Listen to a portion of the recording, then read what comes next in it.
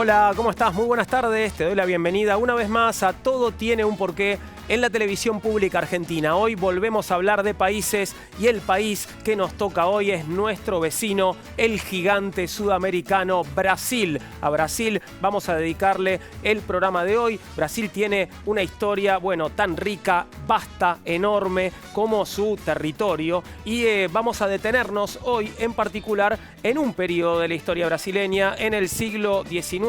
Sabés que Brasil, a diferencia de sus países vecinos, no fue colonizado por los españoles, sino por los portugueses, y esto, sumado a la corriente esclavista proveniente de África, hizo que se produjera en su territorio un muy rico mestizaje cultural. Durante el siglo XIX fue además Brasil la única colonia sudamericana que tuvo gobernando a un monarca europeo. Fue además, durante el siglo XIX, la única nación sudamericana que fue imperio y luego se convirtió en república. Fue además el último país de la región en abolir la esclavitud. Además de hablar de la historia brasileña del siglo XIX, vamos a hacer foco hoy en gran parte de la más linda y rica música brasileña de la segunda mitad del siglo XX, comenzando por la bossa nova, pasando por la música popular brasileña. Hablaremos también, por supuesto, del tropicalismo y llegaremos, tal vez, si hay tiempo, al rock brasileño de alguno de sus referentes. Tenemos especialistas y están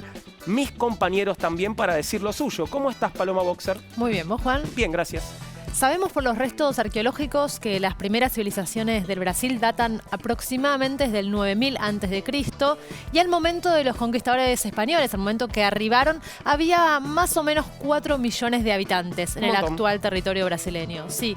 ¿Qué civilizaciones había? ¿Qué costumbres tenían? ¿Cómo fue ese grave encuentro? Son todas preguntas que vamos a responder en un informe sobre la antigua historia del Brasil. Revisaremos la antigüedad en Brasil antes de la llegada de los colonizadores europeos. ¿Cómo estás vos, Florencia Ballarino? Muy bien, Juan, y también vamos a hablar de un importante médico e investigador brasileño. Hablamos de Carlos Ribeira das Chagas, quien en 1909 va a descubrir la enfermedad que lleva su nombre, claro, el mal de Chagas. Una enfermedad que es endémica en la región de las Américas, en 21 países de la región de las Américas, que en la actualidad todavía se siguen diagnosticando casos, así que vamos a conocer quién fue Carlos Chagas. Vamos a hablar de vinchucas. Vamos a hablar de vinchucas y de parásitos. Bien, ¿cómo estás vos, Maximiliano Tomás? Muy bien, Juan, vos mencionaste la vasta cultura brasileña, tan grande como su territorio. La literatura no se queda atrás. No, claro. Tenemos una entrevista con Florencia Garramuño, que es especialista en literatura brasileña. Ella va a hablar de Machado de Assis, de Jorge Gilberto Nol, de Milton Hatum, de Clarice Lispector. Y yo voy a hacer un apartado sobre uno de los autores jóvenes del Brasil y uno de los autores más viejos del Brasil, que todavía vive y sigue escribiendo. Qué interesante. En un ratito vamos a hablar también entonces de literatura brasileña, pero ahora empecemos por la historia y para eso recibamos a nuestro primer invitado. ¿Quién viene, Maxi? Hoy nos visita Ernesto Boslaski. Es historiador, doctor en América Latina Contemporánea por la Universidad Complutense de Madrid. Se desempeña como investigador docente de la Universidad Nacional de General Sarmiento e investigador del CONICET. Se especializa en historia de las derechas sudamericanas en el siglo XX y ha investigado sobre Argentina, Chile, Brasil y Uruguay en los siglos XIX y XX. Su último libro es Laicidad y América Latina, Política, Religión y Libertades desde 1810. Muchas gracias, Ernesto, por estar con nosotros. Por favor, gracias por la invitación. Un placer. Te propongo que antes de entrar en la historia brasileña del siglo XIX, hagamos un pequeño recorrido por la historia antigua de Brasil. Para eso tenemos un informe. Lo vemos y empezamos a conversar. ¿Te parece? Dale. La historia antigua de Brasil, en Todo tiene un porqué. Los sitios arqueológicos cerca de las ciudades amazónicas de Santarém y Monte Alegre en Brasil muestran que el territorio estuvo habitado aproximadamente desde el 9000 a.C. Se estima que al momento de la llegada de los conquistadores, en la región vivían aproximadamente 4 millones de habitantes. Lo único que le interesó a los portugueses al principio fue un árbol duro como una piedra, conocido como palo de Brasil. De esta planta extraían un apreciado tinte rojo que se enviaba a Europa y que finalmente terminó dándole el nombre a la región. Los primeros colonos lusos llegaron en 1531 y rápidamente comprobaron que en la zona crecían bien la caña de azúcar, un producto muy codiciado en el viejo continente. Hacia 1550, los invasores comenzaron a importar esclavos provenientes de África debido a la escasez de mano de obra, ya que los pueblos originarios no siempre conocían la agricultura o se veían diezmados por las enfermedades. En 1555, las tropas francesas se apoderaron del puerto de Río de Janeiro que los portugueses no habían ocupado, pero la invasión fue rechazada y en 1567 Portugal fundó la ciudad de Río de Janeiro para defenderla de cualquier ataque futuro. Entre 1624 y 1630 fueron los holandeses quienes se instalaron en Brasil,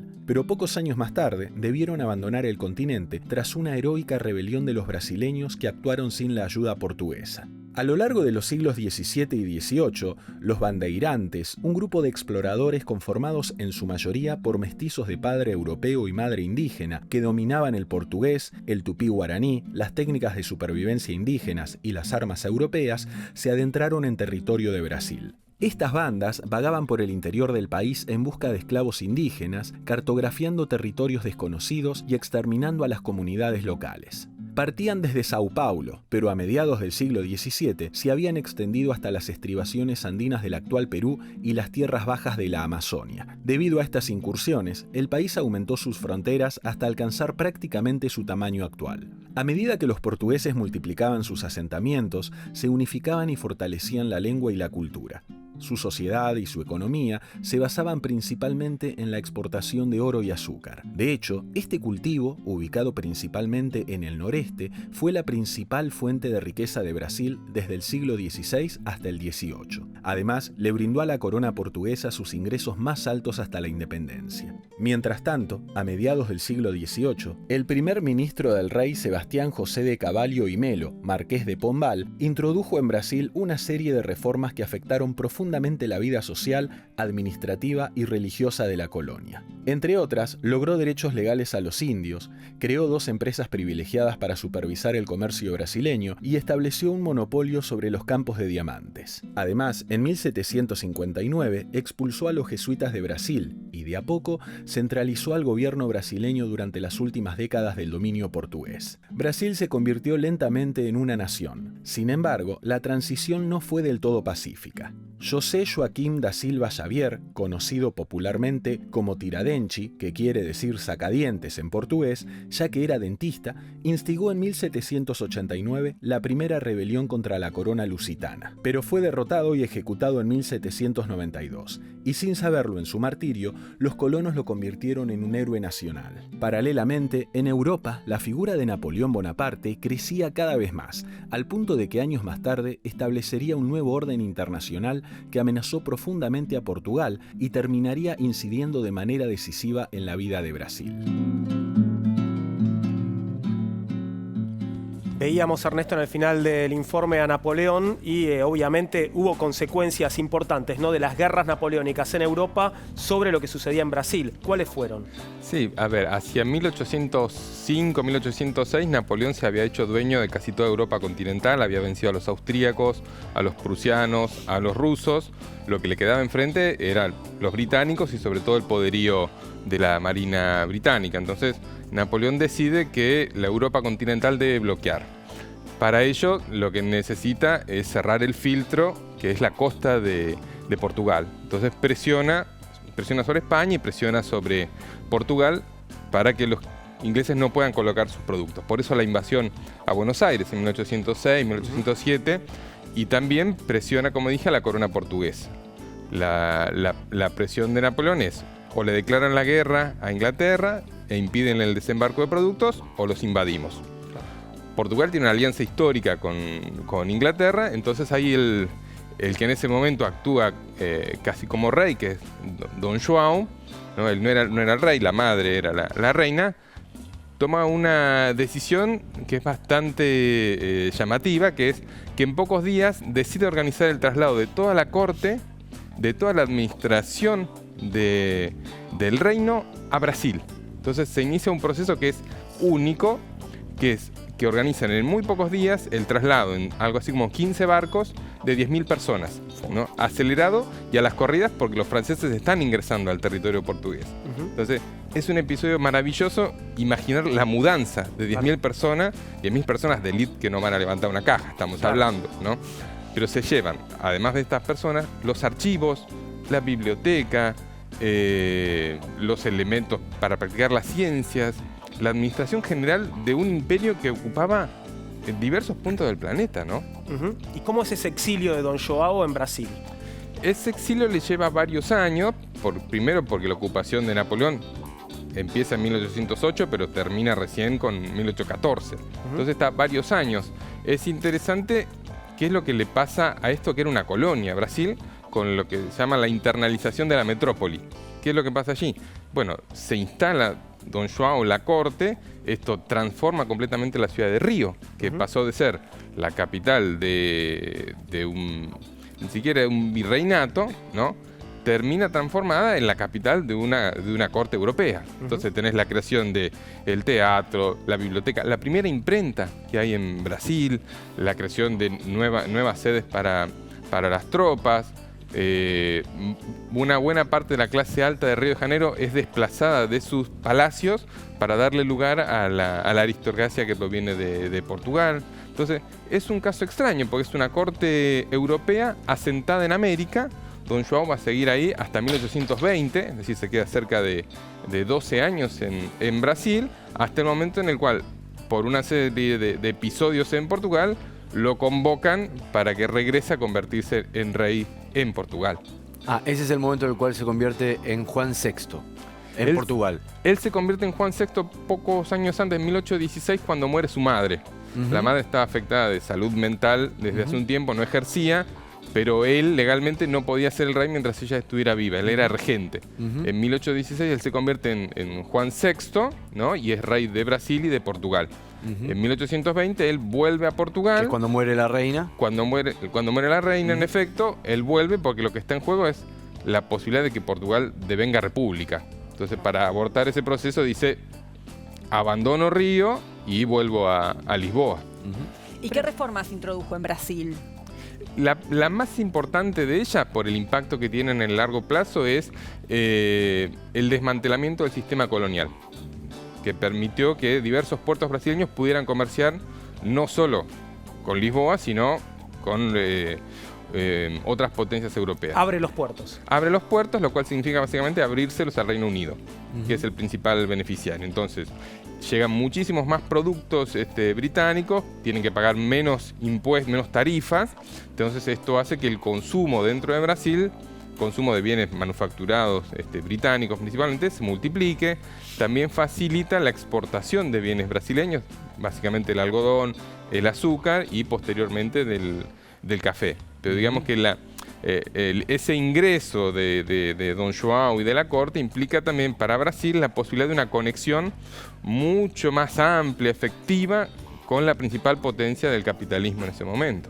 ¿Y quién fue Don Pedro o Pedro I? Pedro I es el hijo de Don João, también es portugués, acompaña a la familia con el ingreso a Río. En 1820 queda como príncipe regente de Brasil, ¿no? El padre le dice... Cuando el padre vuelve a Portugal... El padre le dice, te dejo acá porque confío más en vos que cualquier otro.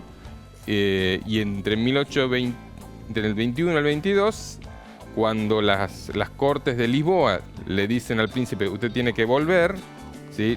Usted no es rey de allí, sino que tiene que obedecer a las decisiones tomadas en Lisboa. Bueno, es el momento en el cual toma la decisión, ¿no? Y él dice, eu fico, me voy a quedar. Y es el momento en el cual se sanciona esa división entre el reino de Portugal y el imperio brasileño, con la particularidad de que en un lado gobierna el padre y en el otro gobierna el hijo. Esto representa la independencia de Brasil con respecto a Portugal. Esta es la independencia de Brasil. Y ese discurso es muy famoso, ¿no? El eu fico, yo me quedo, ¿no? Sí, ese discurso y el otro que se llama el grito de Ipiranga, que es cuando en un viaje que hace entre Río y Sao Paulo, él dice, bueno, me cansé de esto, me cansé del destrato, Brasil tiene que ser reconocida como una nación igualmente digna que Portugal.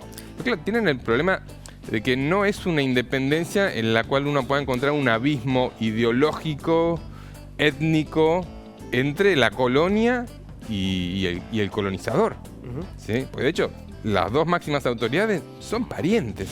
Claro. ¿No? Entonces tiene esa marca que es muy distinta respecto a lo que uno encuentra en las guerras de independencia del resto de América del Sur, donde son guerras con un despliegue material, un nivel de odio, de pasión y de distancia que claramente es muy distinto de la cierta concordia brasileña, ¿no? Hablábamos del particular mestizaje que se produce en la población brasileña a propósito de, bueno, de la llegada de los colonizadores y también de los esclavos provenientes de África y que eran además, bueno, una parte importante de la población por ese tiempo. Tenemos un informe sobre la libertad corporal de los esclavos de Brasil. Lo vemos y seguimos conversando, Ernesto. Entre los siglos XVIII y XIX, los habitantes africanos y afrobrasileños representaban a la mayoría de la población en las zonas más densas del país. Así, en la primera mitad del siglo XIX, equivalían al 73% de quienes vivían en Río de Janeiro, al 46% de Sao Paulo, al 68% de Pernambuco y al 73% de Minas Gerais. Los usos que los esclavos hacían de los espacios de las calles, plazas y del comercio, que las autoridades y clases altas calificaban como pecaminosos, empezaron a ser tratados como un problema de orden público. Sus religiones, danzas, músicas y formas de vestirse se habían generalizado en las ciudades brasileñas, escenificando públicamente una libertad corporal de la que carecían en el ámbito social, laboral, económico y político. En 1808, con la llegada de la familia real portuguesa, se institucionalizó la policía, lo que provocó el inicio de las persecuciones oficiales a la cultura africana en los espacios urbanos de Brasil. Sin embargo, se habían registrado represiones desde 1780, aunque no de una manera sistemática como las que ocurrieron luego. Mientras el ámbito doméstico se consolidó como el universo de las normas aristocráticas de la cosmovisión blanca, marcada por sus conceptos de intimidad y civilización, la calle se fortaleció como espacio de los excluidos, conformado por ritmos que desafiaban la moralidad de las clases más acomodadas y alimentaban movimientos de transgresión de la jerarquía social. En el espacio público urbano, negros y mestizos se convertían en dueños de sus cuerpos y del lugar en el que se movían. La calle fue consolidándose como el motor y escenario de la resistencia a la opresión social, manifestándose en corporalidades transgresoras. En este contexto nació la capoeira, un arte marcial afro-brasileño que combina elementos de danza, acrobacia y música. Esta práctica es hija de esta forma de ocupación resistente del espacio público. Las primeras organizaciones colectivas que se registran se llamaban maltas y eran un universo social hecho por y para los hombres negros. Estos gremios de esclavos capoeira, como se los conocía, se formaban alrededor de diferentes orígenes étnicos, como lo probaron los arrestos de africanos que se hicieron entre 1810 y 1821. Los principales centros distribuidores de esclavos, como Río de Janeiro, Salvador y Recife, eran los únicos que ofrecían una diversidad de esta naturaleza. De hecho, allí se encuentran los primeros registros referentes a la práctica de capoeira entre los siglos XVIII y XIX. Otro ejemplo de la expresividad corporal de Brasil es el carnaval. Esta tradicional celebración carioca se celebró por primera vez en Río de Janeiro en 1840. En un primer momento, sus participantes bailaban polcas y valses. En ese festejo, los africanos utilizaban máscaras y disfraces hechos con plumas, huesos, hierbas, piedras y otros elementos para invocar a los dioses y ahuyentar a los espíritus malignos. La samba, el ritmo más característico que acompaña en la actualidad a las escolas que desfilan todos los años, se introdujo recién en 1917, cuando las ciudades más pobladas del país rebosaban ya de ritmos. ¿Qué significó, Ernesto, para los esclavos en Brasil en el siglo XIX la ley de vientre libre? Bueno, la ley de vientre libre es una de las normas que se introducen en la segunda mitad del siglo XIX para ir regulando precisamente la cuestión de la esclavitud, ¿no? Que de a poco se va tornando un problema relevante gracias a la presión inglesa sobre el imperio. La ley de vientre libre es una ley que se toma después de la Guerra del Paraguay y es una ley que señala que todos aquellos nacidos del vientre de una esclava son libres. ¿Sí? Acá lo habíamos tenido en el 1813, ¿no? Exactamente. Esa norma de la Asamblea del 13. Claro. Exactamente. Después de esa hay una ley en 1885, creo que es, que le da la libertad a todos los esclavos de más de 60 o de 65 años. Es una ley, la verdad, de poca utilidad. Simbólica, ¿no? Simbólica, porque los esclavos que llegan a esa edad ya no tenían trabajo físico para hacer, ya no podían, en el caso de que hubiesen llegado a esa edad. Y finalmente en 1888 se decide la abolición completa de la esclavitud, pero claramente la dominación esclavista en Brasil había ido en proceso de descomposición. Había fugas, había indisciplina, el ejército se negaba a perseguir a los esclavos. Entonces, claramente era un proceso que estaba en plena disolución, ¿no? Nombrabas la guerra con Paraguay y también don Pedro enfrenta una guerra con Argentina que le hace perder parte de su territorio y lo lleva a abdicar eso. Sí, hay una guerra que en realidad es una rencilla de vieja data, primero entre portugueses y españoles, en torno a la provincia cisplatina o el actual Uruguay, ¿no? Eso en la década de 1820, el actual Uruguay queda conformado como una provincia del imperio. Esa situación se da vuelta gracias a la invasión de la mítica invasión de los 33 orientales y finalmente se logra la independencia de Uruguay. Hay una guerra que incluye el intento de desembarco brasileño en Carmen de Patagones. Digamos, las cosas no le salen bien, pero el principal problema que tiene Pedro I es que es portugués, ¿sí? Y no puede dejar de beneficiar a la élite de origen portugués, a los militares de origen portugués. Entonces, ahí hay una tensión que no se logra resolver y que es lo que explica por qué su salida hacia 1831, ¿no? Y que le da lugar a que asuma su hijo. El problema es que su hijo en ese momento es menor de edad, creo que tiene 5 años. Y había nacido en Brasil. Ese había nacido en Brasil, en tierra brasileña. Pedro II. Ese es Pedro II, sí. Había nacido en Brasil, pero es menor de edad. Claro. Entonces adoptan una serie de leyes por las cuales se le fijan regentes hasta que sea mayor de edad, ¿no? Hasta que tenga condiciones para tomar decisiones por sí mismo el nuevo emperador. Brevemente, Ernesto, ¿y cómo llegamos al final del imperio y el comienzo de la república en Brasil? El segundo imperio es un imperio largo, dura casi 50 años y acaba en 1889 con la proclamación de una república. Es el momento en el cual uno puede ver, por un lado, que el emperador es un sujeto ya viejo, pero además con diabetes, ya no juega en política y ha perdido buena parte de la capacidad. Pedro II todavía. Exactamente, sí. Ha perdido capacidad para amortiguar. Y el otro problema es que quien debe sucederlo es su hija. No tanto su hija, sino con quien ella está casado, que es un aristócrata francés. Okay. Entonces la posibilidad es que el siguiente monarca sea un brasileño, sea un francés. Por lo tanto, no es una hipótesis que interese mucho a las élites. Entonces, ahí la opción de la república parece más interesante para buena parte de las élites que dominan sobre todo en Sao Paulo y en Minas Gerais, que están más deseosas de retener el control sobre lo que pueden hacer sus provincias más que en un gobierno federal. Y encuentran que esa es la forma. Y encuentran que esa fórmula es más sustentable que la de tener un nuevo monarca europeo. Nos había adelantado Flor al comienzo del programa que tenía algo para contarnos sobre un importante científico brasileño. Contanos, Flor. Estamos hablando de Carlos Ribeira das Chagas. Él es el descubridor en 1909 de la enfermedad que lleva su nombre, el mal de Chagas. Él va a nacer en 1879 en Oliveira, en el estado de Minas Gerais. Va a recibirse de médico y pronto va a comenzar a trabajar en un instituto de investigaciones nuevo que luego va a llevar el nombre de Oswaldo Cruz, otro científico y colega también de Chagas, muy importante para Brasil. En 1908 le van a encomendar que vaya también al interior de Minas Gerais porque había una epidemia de malaria, sobre todo en los trabajadores del ferrocarril. Pero pronto se va a dar cuenta que los síntomas que veía en sus pacientes no concordaban con la malaria. Y se va a también fijar que en los hogares de estos obreros estaban infestados por un insecto que es la vinchuca, la famosa vinchuca, que además es un insecto hematófago, o sea, se alimenta de la sangre de los mamíferos. Y va a analizar las vinchucas y va a encontrar que en su interior, en los intestinos, había un parásito conocido como Trypanosoma cruzi y va a pensar si no es este parásito el que está enfermando a los obreros. Y muy pronto, en 1909, se va a encontrar con su primer caso clínico, una chiquita que tenía fiebre, dolor de cabeza, también hinchazón. Va a analizar su sangre y va a encontrar ese parásito en la sangre de esta paciente, con lo cual va a dar al mundo su descubrimiento de la enfermedad de Chagas. Enfermedad y estudios que después van a completar un famoso también médico y reconocido médico argentino. Hablamos de Salvador Massa. Claro. Tenemos que tener en cuenta que la enfermedad de Chagas es una enfermedad endémica en la región de las Américas. Hay casi entre 6.000 y 7.000 millones de personas infectadas y la gran mayoría... 6.000, 7.000 millones no, un poco mucho, no.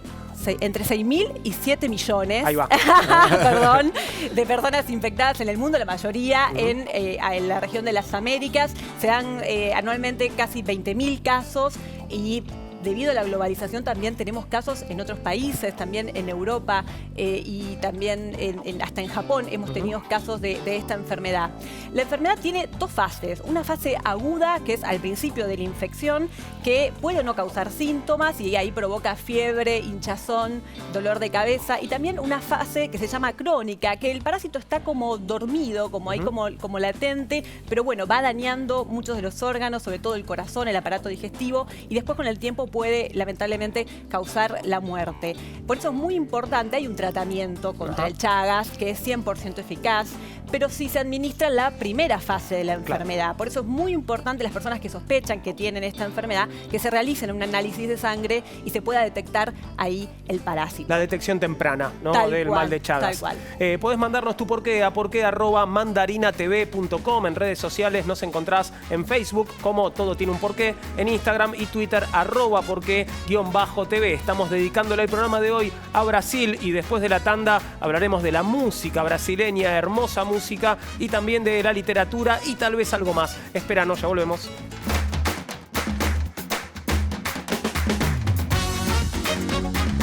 El 6 de enero festejamos con juguetes el Día de Reyes, por una infancia feliz y segura. Les desea la Cámara Argentina de la Industria del Juguete.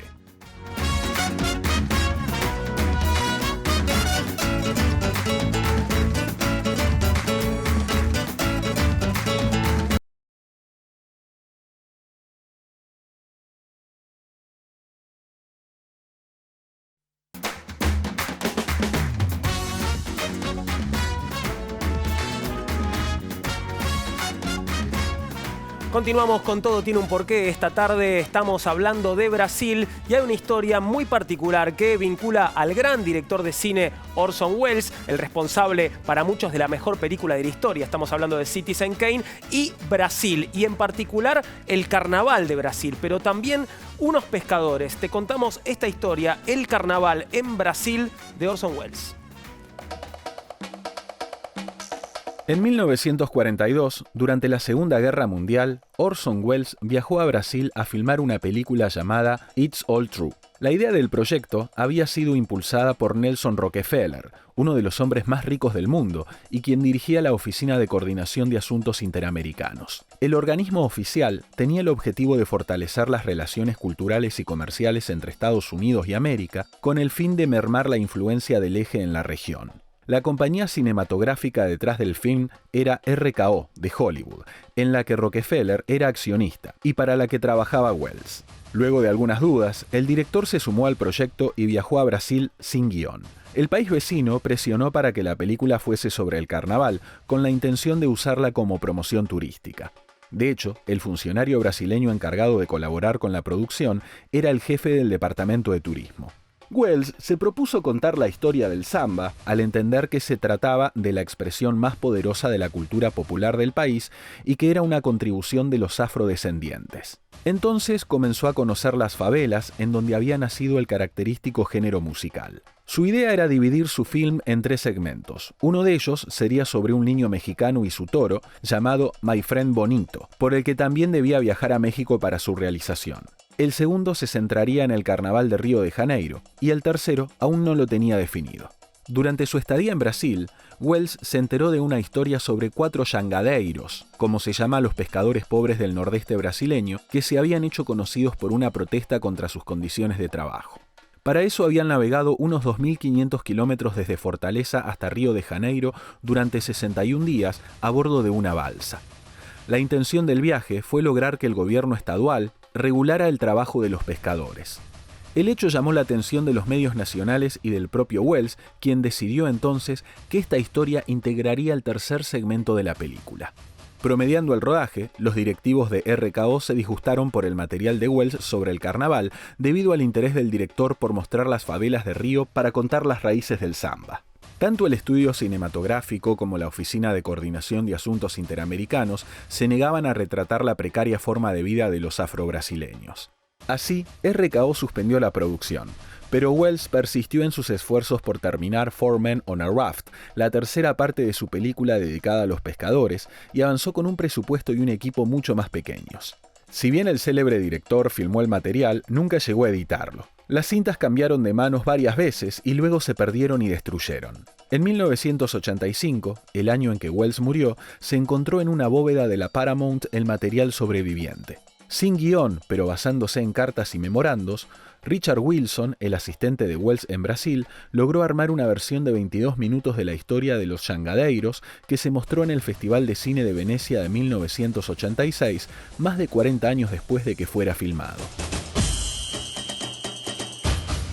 Una curiosidad que vincula a Orson Welles con Brasil. Ahora de Brasil vamos a hablar de la bossa nova, la música popular brasileña y tal vez un poco más. Para eso recibimos a una nueva invitada. ¿Quién viene, Paloma? Hoy nos visita Violeta Wengelbaum. Ella es licenciada en Letras, es autora de Otros Carnavales y Estación Brasil, conversaciones con músicos brasileños, entre otros.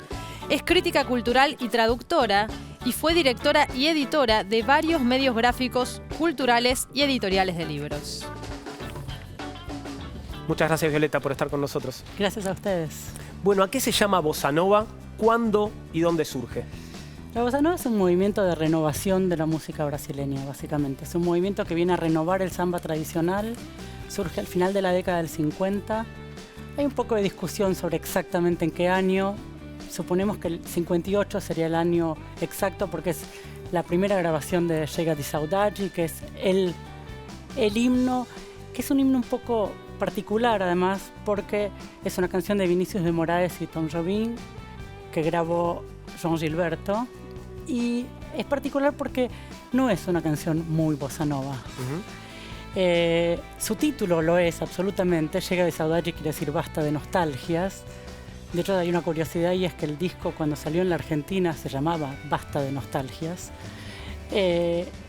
Y entonces, la basta de nostalgia sí es la propuesta de la bossa nova. Bien. Dejemos un poco atrás la tradición, renovemos, cambiemos esto, incorporemos cuestiones nuevas en nuestra música.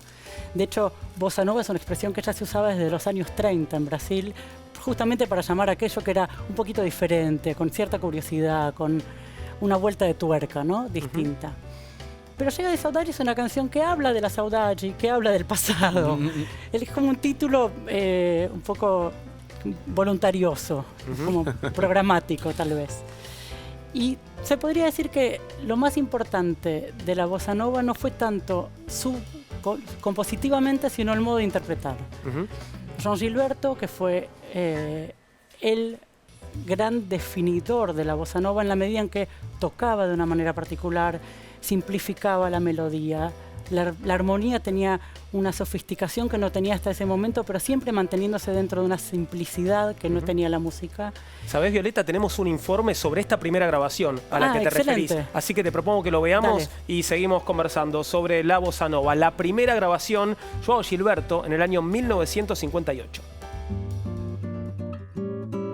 En 2018 se cumplieron 60 años de la grabación de Chega de Saudade, la primera canción de bossa nova que se grabó en un estudio y una de las más emblemáticas de este ritmo musical. El tema fue compuesto por el pianista Tom Jobim, quien además estuvo al frente de la producción del disco. La letra es obra del poeta y cantante Vinícius de Moraes y en la grabación fue interpretada por João Gilberto. Este último había querido ser músico desde muy pequeño, cuando le regalaron una guitarra, pero antes de que llegara la oportunidad de grabar este hito de la música brasileña, pasó muchos años buscando lugares donde mostrar sus canciones. Uno de estos lugares eran los pasillos de la radio baiana más importante de aquel entonces, donde intentaba que le dieran una oportunidad, o al menos que lo contrataran como actor para algunas de las populares radionovelas de principios de los 50. Como no lo consiguió, cuando cumplió los 21 años, viajó a Río de Janeiro para sumarse a un conjunto vocal que contaba con un leve éxito y un promisorio futuro llamado Los Garotos da Lua, pero la relación no fue buena y João Gilberto se fue de la banda luego de 1 año y medio. En 1952 pudo grabar sus primeros temas. Se trataba de un sencillo con 2 canciones, Cuando el Asai y Mera Luz, en los que solo cantaba y que no tuvieron ninguna repercusión. Sin embargo, permaneció en la ciudad carioca y después de un tiempo se contactó con algunos músicos que quedaron deslumbrados con su manera de tocar la guitarra. Uno de ellos era nada menos que Tom Jobim, quien trabajaba como ejecutivo y arreglador en el sello Odeón. El pianista y compositor lo recordaba de habérselo cruzado a principios de la década en algunos bares, donde había podido apreciar su afinación y su particular manera de tocar la guitarra. Entonces pensó en darle una oportunidad. Así recordó que conservaba una canción que había compuesto con su amigo Vinícius G. Moraes unos años antes, y se la dio a Gilberto. El cantante y guitarrista se apropió de Chega di Saudade y la transformó. Pero en la discográfica no estaban tan convencidos y prefirieron que el tema fuera grabado por Eliseci Cardoso en el disco Cansao do Amor Demais y permitieron que João tocara la guitarra en esa canción. Pese a que el LP de Cardoso fue el primero en que todas las composiciones son del consagrado dúo Jobim-Vinícius, pasó sin pena ni gloria. Esto permitió que a instancias de Jobim, Gilberto grabara su versión de Chega di Saudade. Como se trataba de un artista desconocido, debía hacerlo en apenas unas pocas horas de estudio. Así, el 10 de julio de 1958, João Gilberto ingresó en las instalaciones del Odeón de Río de Janeiro para registrar un tema de solo 3 minutos. Pero el perfeccionismo casi obsesivo de João Gilberto dificultó mucho el trabajo. Durante las sesiones, corregía a los músicos, discutía con Jobim y exigió 4 percusionistas diferentes. Incluso quiso modificar la letra. Lo que debía durar un rato se convirtió en 15 días de grabaciones que se convirtieron en un compacto que incluía por un lado Chega di Saudade y por el otro Bim Bom, una composición de João Gilberto. Este simple hecho permitió que el género que hasta entonces solo se lo conocía en algunos locales nocturnos de Río fuera llevado a todo Brasil y al mundo. Desde su lanzamiento, el tema fue interpretado por artistas como Caetano Veloso, Roberto Carlos, Roberta Sá, Gal Costa, Carmen McRae, Stan Getz y el quinteto Dizzy Gillespie, demostrando que la canción se convirtió en un clásico que parece no tener fecha de vencimiento. En el informe aparecían, Violeta, bueno, 2 cracks, ¿no? Tom Jobim y Vinícius de Moraes. ¿Qué puedes contarnos sobre ellos? Bueno, Vinícius, Tom y João es como la Trinidad, la Santísima Trinidad de la bossa nova. Vinícius es más el letrista, Jobim es más el músico, si bien ambos tocaron un poquito por todos lados, y son exactamente eso, la Santísima Trinidad, los que inventaron este movimiento bastante programáticamente, como decía antes, fue una decisión, no fue una cosa que fue sucediendo de casualidad, y empezaron a incorporar determinadas características que también venían del jazz, de Estados Unidos, y sobre todo esta cosa de la simplicidad. Todo chiquito, la voz chiquita, la guitarra chiquita, las letras sencillas, las armonías complejas pero sencillas a la vez. Entonces, Jobim es el gran músico, Vinícius es el gran poeta. Bien. Es una excelente definición. ¿Y quiénes vinieron después? Decías, estos son los fundadores, los padres fundadores de la bossa nova. Hay herederos, ¿no? No sé si herederos, hay muchos contemporáneos. Bien. Hay muchos músicos herederos, pero yo no los llamaría bossanovistas. Ok. Toda la música posterior a la bossa nova es heredera de la bossa nova en Brasil, Bien. La música popular. De hecho, es interesante, una vez Caetano Veloso me dijo, no hay ningún músico en Brasil que no recuerde el día que escuchó Chega di Saudade por primera vez. Y lo traté de poner a prueba y efectivamente sucede eso. Les pregunté si todos saben en qué momento lo escucharon. Fue una cosa que fue realmente un quiebre para todos y a partir de ese momento se construyeron muchas poéticas distintas. La bossa nova empezó a tener ciertas incomodidades internas, el movimiento de bossa nova, a partir del momento en el cual hubo algunos detractores de la influencia americana. Esto es algo que pasó en Brasil en muchos momentos, no solamente con la bossa nova. Pasó después también en la época del tropicalismo y pasó más adelante. Les molestaba el jazz, les molestaba la influencia de Estados Unidos sobre todo. Y empezó a haber algunos que empezaron a separarse un poco y a crear una cosa que se llamó en ese momento MPB, que era la música popular brasilera. ¿De qué momento estamos hablando? ¿Década del 60? ¿Ya 70? Estamos hablando del principio de la década del 60, Bien. Sí, mediados de la década del 60 más bien. Entonces hubo algunos que eran bossanovistas, no dejaban de serlo, pero que renegaban de la influencia externa. ¿Y esos quiénes eran, por ejemplo? Carlos Lira, por ejemplo, Menescal. Había un grupo... Lo que pasa es que después me interesa marcar esto. Lo que se llamó primero música MPB, en este momento fue estos que se separaron. Después esto empezó a abarcar todo aquello que siguió. Digo, hoy en día Caetano Veloso es MPB, Chico Buarque es MPB. Una etiqueta que hoy se sigue usando. Una etiqueta que no es más una etiqueta, es la música popular brasileña. Okay. Justamente perdió esa característica de detractora de la influencia externa. Mucha gente que se siente absolutamente identificada con la cosa tropicalista, que ahora vamos por ahí a contar un poco de qué se trata, con la antropofagia, con esta cosa de devorar lo externo, hoy puede ser llamada como MPB también, claro. Mientras que en ese momento era lo contrario. Entonces esta MPB fue llevando también a que haya una búsqueda de modernización distinta que la de la bossa nova, y ahí es cuando surge el movimiento tropicalista. Todos los tropicalistas son fervientes admiradores de João Gilberto y de la bossa nova. Sin embargo, el movimiento es un movimiento contra la bossa nova. Es un movimiento que pretende la internacionalización, que pretende abrevar en una cantidad de material muchísimo más vasto. Entonces toman influencias de las artes plásticas con Oiticica, toman influencias de la literatura y toman los preceptos de la Semana Modernista del 22 y de Oswald de Andrade, toman elementos del Cinema Novo, de Glauber Rocha en ese momento. Justamente pretenden tomar un poco de todos lados y construir a partir de eso un movimiento nuevo. ¿También del rock? El rock es un poquito posterior. El rock es un poquito posterior, la importancia del rock en todo caso es un poquito posterior. Surge tal vez con el tropicalismo los primeros movimientos de rock. Entonces, todo este conjunto pretende la expansión, pretende la incorporación de lo externo y también la internacionalización. A pesar de que la bossa nova tenía una influencia bastante importante afuera. Hubo un recital muy importante en el 62, en el Carnegie Hall, a partir del cual la bossa nova se hizo muy conocida en Estados Unidos. Muchos de los grandes de la bossa nova se quedaron en Estados Unidos. Jobim se quedó en Nueva York durante mucho tiempo. Pero de todas maneras... Hay disco de eso y es un discazo, por otro lado, ¿no? Para que lo busques. Discazo. Eso, la idea de apertura que tenía el tropicalismo, de mezcla de géneros, de mezcla de estratos sociales, de mezcla de lo más popular con lo menos popular. Todo esto es una cosa de apertura muy grande. Pero el tropicalismo duró muy poquito tiempo. El tropicalismo nace en el 67 y en el 69, junto con los primeros problemas políticos grandes por los cuales terminan yéndose. En realidad, al final del 68 los meten presos a Gil y a Caetano, en el 69 se van del país. En ese momento se puede considerar que el gran movimiento tropicalista termina o que empieza la música post-tropicalista en Brasil. Hasta ahora es un movimiento aparentemente solo de varones. ¿Cómo lograron hacerse un lugar María Bethânia, Gal Costa en toda esta historia? María Bethânia nunca fue tropicalista.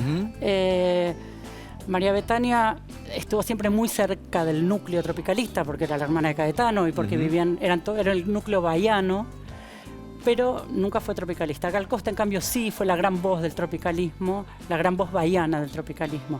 Y la otra mujer importante en el tropicalismo fue Rita Lee, desde otro lugar, desde San Pablo. Me parece importante destacar que en Brasil Brasil es un país extremadamente federal y que las distintas ciudades marcan identidades muy diferentes. Claro. No son lo mismo el grupo bahiano que los paulistas, que los cariocas. Realmente marca una identidad muy distinta. Rita Lee era la pata paulista junto con Tom Zé, que en realidad Tom Zé es bahianísimo, pero después terminó yéndose a San Pablo. Mencionando a Rita Lee, perdón, ahí están Os Mutantes y ahí sí, digamos, está la impronta del rock. Este es el principio del rock. Y la psicodelia, ¿no? Este es el principio del rock y de la psicodelia. Por un lado, Rita Lee con Los Mutantes presentándose en los festivales. Hubo en este momento grandes festivales de la música en la televisión, que son los que lanzaron al estrellato a todas las figuras más grandes que tiene Brasil. Caetano, Chico, Milton Nascimento, Ney Matogrosso, todos ellos empezaron en los... Gilberto Gil, empezaron en los festivales.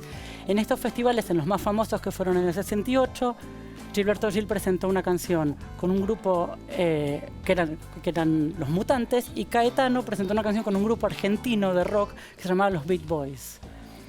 Y bueno, Los Mutantes, ahí empezó su carrera tropicalista al haberse presentado en uno de estos festivales con Gilberto Gil. Y ahí empieza el rock, empieza el caminito del rock. Con Rita Lee a la cabeza como la voz femenina del rock, la reina del rock brasilero. Y en la actualidad, ¿qué música de Brasil sobresale? Es muy difícil hablar de una música en particular, por varios motivos. Primero porque es un país antigenérico. Constantemente está tratando de derribar las barreras genéricas. Entonces me parece que hay más exponentes de distintas cosas. También esta cuestión federal de la que hablaba recién. En Brasil hay grandes músicos baianos, grandes músicos cariocas. Hay una movida muy fuerte carioca de jóvenes que ya no son tan jóvenes, que por ahí tienen mi edad, o sea que no son para nada jóvenes, pero digamos toda una movida post-tropicalista,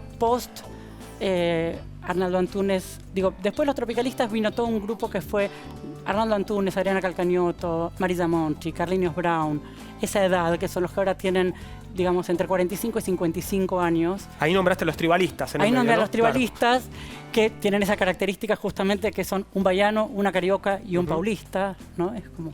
Carlinhos, Antunes y Marisa. Y Marisa Monti. Entonces, en la actualidad hay un poco de todo. Me parece interesante destacar que de todo esto que estamos hablando no es la música más popular de Brasil. La música más popular de Brasil nosotros no la conocemos. En la Argentina es el axé, la música de carnaval, el sertanejo, la música de la gente del interior, no de las grandes ciudades. Esa es la música que más vende, esa es la música que más gente mueve, esa es la música más popular.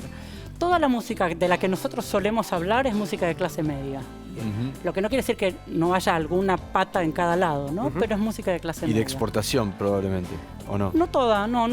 Algunas cosas sí, los grandes nombres. Las cosas más contemporáneas por ahí por ahora menos.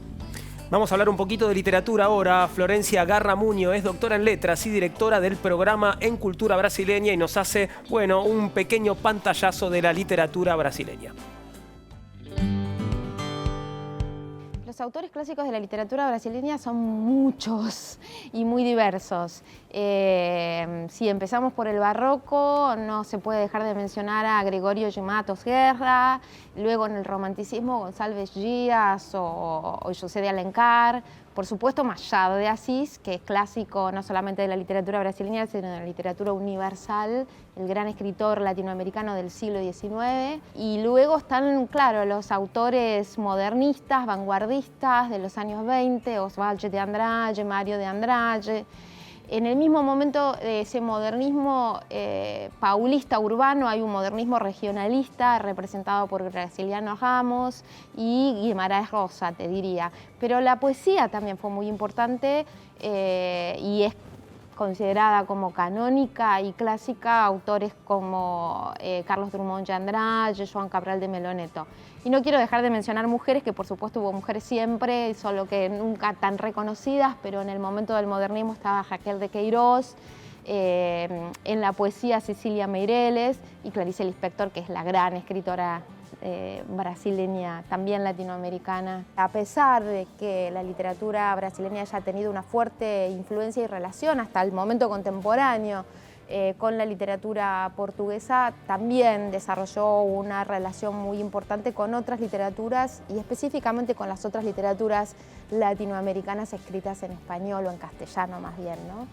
Podemos hablar de la literatura en la que aparecen problematizadas cuestiones como la esclavitud, como desde Castro Alves en el siglo XIX o en el momento contemporáneo Carolina María de Jesús. Podemos hablar de literaturas que trabajan con problemas netamente urbanos relacionados con el narcotráfico y el crimen, como Cidade de Deus de Paulo Lins o la literatura marginal de Ferrés. La literatura que refleja subjetividades disidentes también es muy importante en la literatura brasileña del siglo XX, de hace unos 10 o 20 años que comenzó a aparecer, aunque uno podría hablar en realidad de las primeras manifestaciones de una literatura homosexual, tal vez ya en el siglo XIX. También la literatura que refleja subjetividades femeninas es muy importante en el caso de Clarice Lispector, donde la mayoría de sus personajes son mujeres de distintas clases y lugares. Quiero hablar también de la literatura indígena acá, que es muy importante, la literatura que muestra, exhibe y problematiza las culturas indígenas.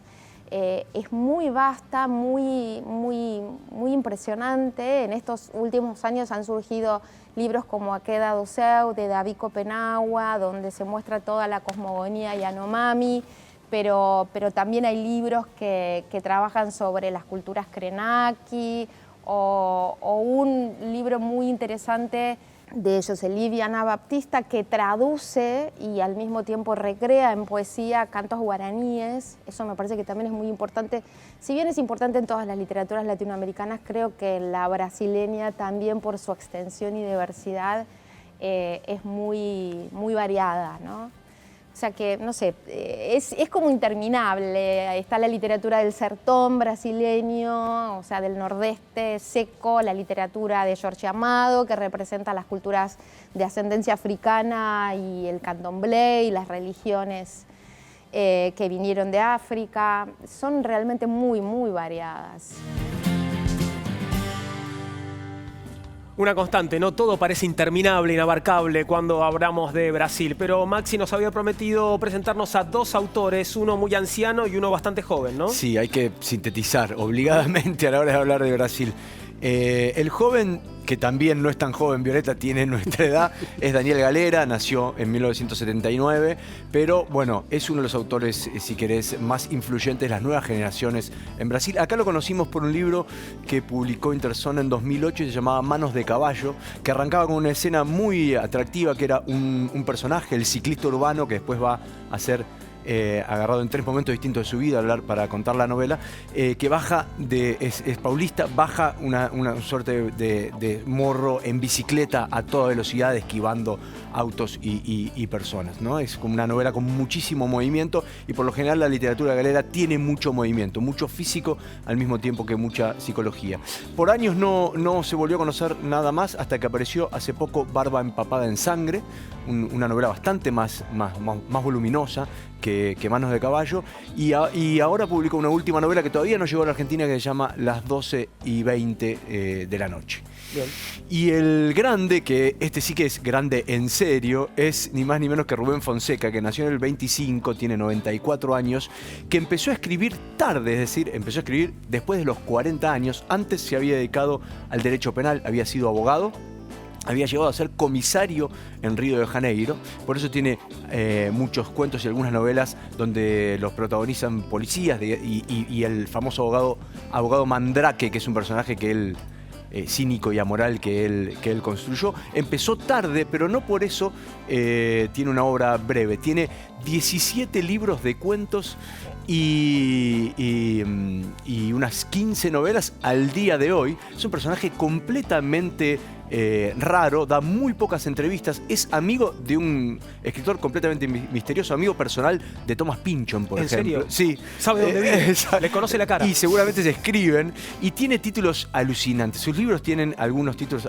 alucinantes. Te leo algunos: Axilas y otras historias indecorosas, Secreciones, Excreciones y Desatinos, y hay uno que me encanta, que es: Y de este mundo prostituto y vano solo quise llevarme un cigarro entre las manos. Como Está traducido al español.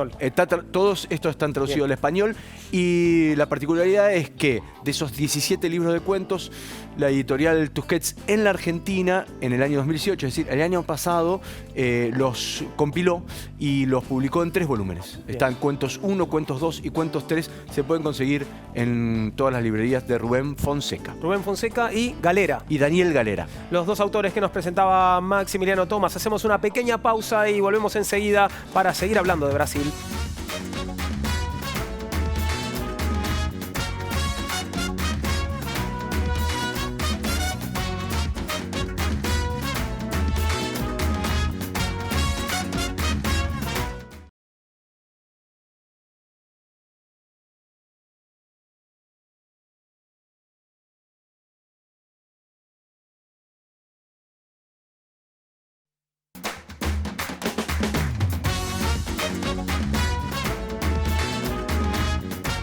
Llegamos al final por hoy, pero esperamos haberte dejado con ganas de ir a por más, ¿no? De ese universo enorme que es Brasil. Ernesto, Violeta, muchas gracias a ambos por haber estado con nosotros. Fue un placer escucharlos. Paloma, Flor, Maxi, nos volvemos a encontrar en nuestro próximo programa, cuando tendremos más preguntas y más respuestas, pero sobre otros temas, porque todo tiene un porqué. Difícil elegir una canción, pero somos argentinos hablando sobre Brasil, como Kevin Johansen, que en este caso está junto a Jorge Drexler y María Gadú.